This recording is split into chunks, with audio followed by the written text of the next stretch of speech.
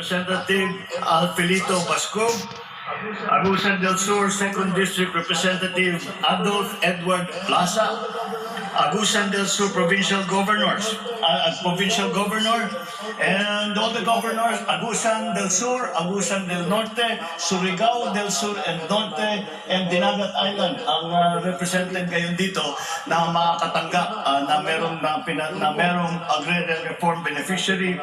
Ang ating ang pinakamahalaga na grupo na nandito ngayon, ang ating mga agrarian reform beneficiary.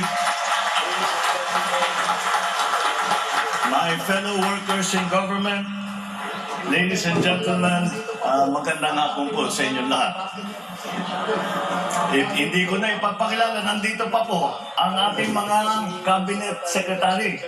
Dahil po ang aming ginagawa ay nandito po si Secretary Rex Gatchalian of DSWD dahil tinignan din namin yung mga naging epekto. Andito si Secretary Benjamin Abalos ng DILG. Andito rin ang DPWH, ang kalihim si Secretary Manny Bunuan, Secretary of Health, Secretary Ted Reposal, at sa Department of Agriculture na marami siyang aayusin, Secretary Kiko Laurel. Andito po silang lahat dahil ang approach po namin sa lahat ng mga problemang hinaharap ng pamahalaan ay hindi lamang ang isang departamento lamang ang humahawak. Dahil ang mga problema naman na hinaharap natin ay hindi ganun kasimple na isang department lang pwede na maayos. Kailangan ng tulong ng lahat ng iba't ibang departamento. Kaya po, ang tawag po namin dito is whole of government approach. Lahat ng ahensya, kung tayo ay nangangailangan ng tulong, lahat ng ahensya ng pamahalaan ay handang tumulong. Maraming salamat at sa mainit ninyong pagsalubong sa akin ngayong hapon na ito. Hindi ko man kayo nadalaw noong nangangampanya ako sa pagkapangulo, niyakap pa rin ako ninyo at ang aking pangarap na pagkakaisa ng ating bansa. Ibinigay niyo sa akin ang napakahalagang regalo ang inyong pagtitiwala.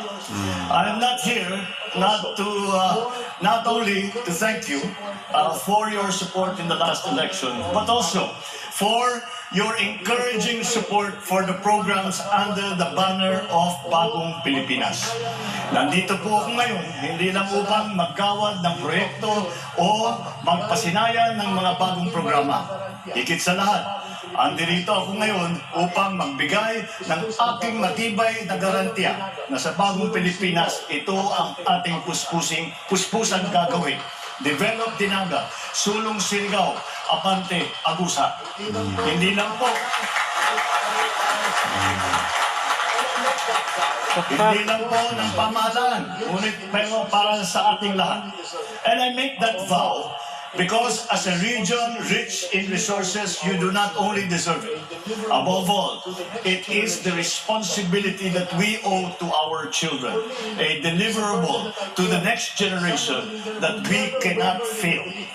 For me, it is a burden that I carry as a son of a leader who never wavered in the belief in the potential of this region and who worked hard to unlock that potential. My father built a modern road from Surigao City to Davao, the road which forked in Butuan, leading to CDO and beyond. Pati po ang mga proyekto, mga malalayong bayan, hindi nakaligtaan. Ang irrigation system in Cantillan, sa Rizal del Sur, one of the many. He had built also, hanggang ngayon, nandiyan pa rin. As does the Maharlika Highway, which remains the backbone highway of this island. Meron ding mga ipinaglaban ng aking ama na dapat nating tapusin. At yan ang agrarian reform. Nakakapagtaka po ang magtatapos ng sinimulan. Ang magtatapos ng aming sinumpa, kaming dalawa ni Secretary Conrad Estrella, ay sinumpa namin na tatapusin namin ang pagbigay ng agrarian reform beneficiary sa kanilang lahat ng kanilang benepisyo at ng tulong na ibibigay bago kami bababa sa aming mga posisyon. Nakakagulat Itong proyektong ito ay sinimulan ng aking ama. Agrarian reform, that was his first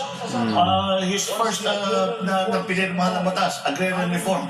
At ang kanyang kasama was the agrarian reform secretary, ang lolo naman ni Conrado Estrella, Secretary Conrado Estrella. Oo. Kaya nung natapos na ang kampanya at nag-uusap kaming dalawa, sabi ko, bumultuhin tayo ng ating mga ninuno pag hindi natin tinapos yung kanilang sinimulan. Kaya dyan ang iaming sinumpa. Agrarian reform remains an unrealized dream because the emancipation of farmers does not end with the receipt of titles declaring ownership of the land that they are already tilling. They must be unshackled from debt, freed from high cost of inputs, relieved of constraints that impoverish them.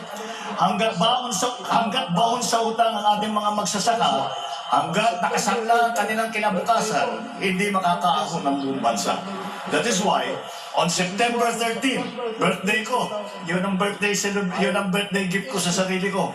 This is why on September 13, 2022, I issued the Executive Order Number 4, imposing a 1-year moratorium on the payment of amortizations and interest on agrarian debt.